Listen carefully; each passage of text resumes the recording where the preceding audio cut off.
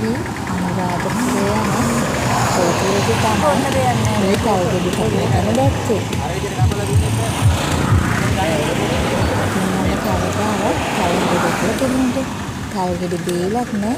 මේ වගේ දැකලා තිබුණෙත් නෑ කපන විදියවත්.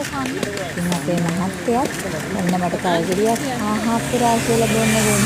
හැබැයි මම එතකම්ම හිතාගෙන හිටියේ තල්ගෙඩියක් කුරුම්බ ගෙඩියක් පැඹිලි ගෙඩියක් වගේ ඔය තල්ගෙඩිය තමයි මට කපලා දුන්නේ.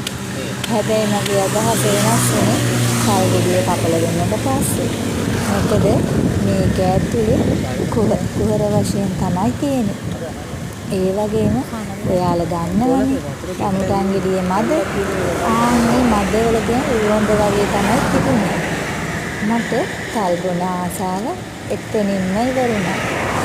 ප්‍රථම සහ අවසාන වශයෙන් තමයි මම තල් ටෙස්ට් කළේ. මොකද ඒක මට රුචිකත්වයක් නැහැ. හැබැයි මෙතන ඉන්න ගොඩක් අය කිව්වා තල් කියන්නේ ගෑස්ට්‍රයිටිස් වලට ගොඩාක් හොඳ බෙහෙතක් කියලා. මේ බලන්නකෝ මේ විදියට තමයි තල් ගෙඩිය ඇතුලේ. ඔයදී කුහර තුනක් තිබුණා. ඉතින් ඔයාලට තේරෙනව නේද මේක හැන්දක් හරි ඇඟිල්ලෙන් හරි මේ විදිහට අරගෙන තමයි කන්නේ. බොන්න වතුර ගතිය නම් දෙන්නේ නැහැ.